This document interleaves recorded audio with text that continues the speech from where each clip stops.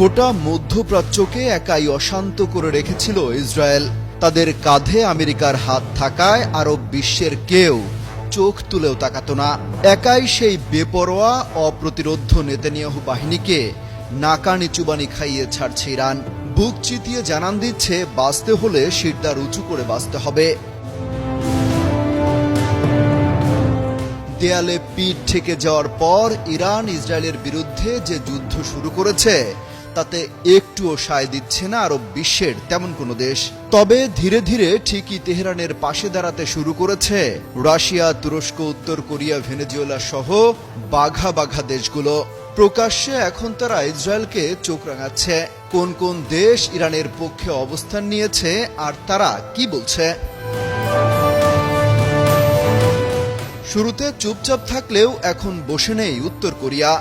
যুদ্ধ চলবে আর সেখানে কিম জং উনের নাম থাকবে না, তা কি করে হয়?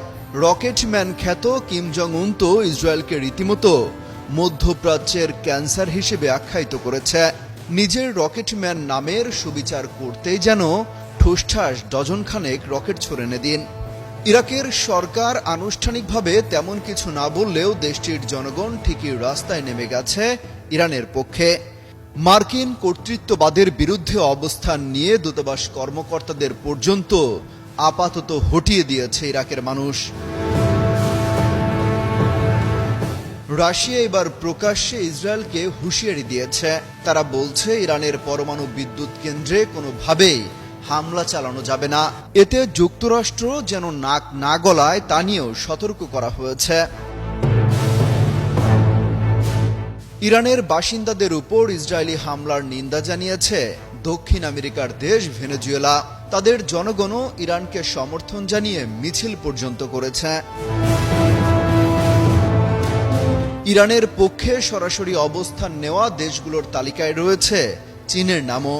ইসরায়েলি গোয়েন্দা সংস্থার অভিযোগ, যুদ্ধ পরিস্থিতির মধ্যে ইরানে কার্গো বিমান পাঠিয়েছে চীন। সেই বিমানে করে সামরিক সরঞ্জাম পাঠানো হয়েছে কিনা সেই প্রশ্নও রাখে তেল আবিব। তুরস্ক তো রীতিমতো ইরানের পক্ষ নিয়ে ইসরায়েলকে সকাল বিকাল হুমকি দিচ্ছে। হামলা বন্ধ করারও আহ্বান জানিয়েছেন এরদোয়ান। শুধু তাই নয়, তুর্কি সেনারা যুদ্ধের প্রস্তুতিও নিচ্ছে।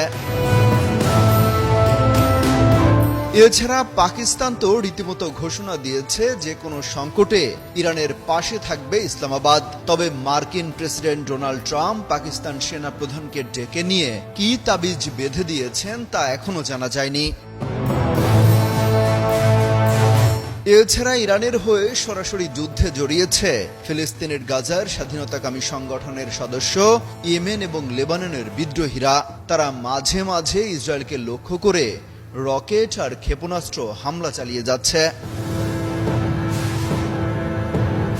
অমিত হাসান রবিন, যুগান্তর নিউজ।